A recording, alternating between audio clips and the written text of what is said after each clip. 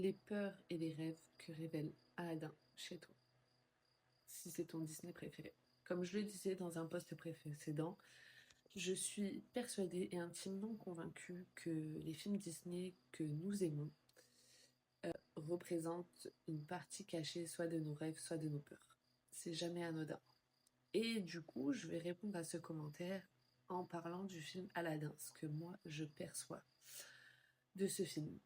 Pour moi, c'est un film qui révèle dans le côté rêve, ce que l'on rêve d'atteindre, c'est cette abondance.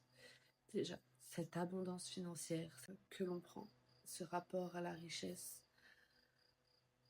le génie qui nous permet d'avoir des rêves qui, d'un seul coup, en fait, sans passer par les épreuves, fait que tu accèdes à ton rêve.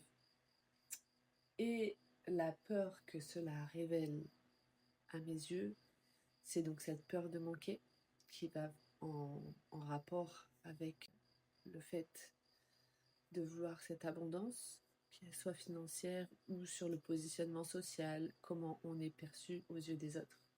Ça fait partie de la peur aussi, celle-ci pour moi. Le fait d'avoir peur d'être vu pour un vaurien, comme ils disent dans le film. Quelqu'un qui n'est pas à sa juste valeur. Vous trouvez ça un peu injuste. Je sais pas si ça a fait sens, si ça te parle.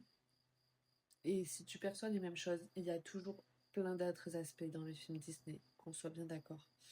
Mais celui-ci est pour moi celui qui me saute le plus aux yeux. Quand quelqu'un me dit mon personnage préféré ou mon film Disney préféré, c'est Aladdin, dis-moi en commentaire si ça te parle, si tu es d'accord, si tu as d'autres opinions, si on peut juste échanger, partager sur tous ces sujets-là. À bientôt!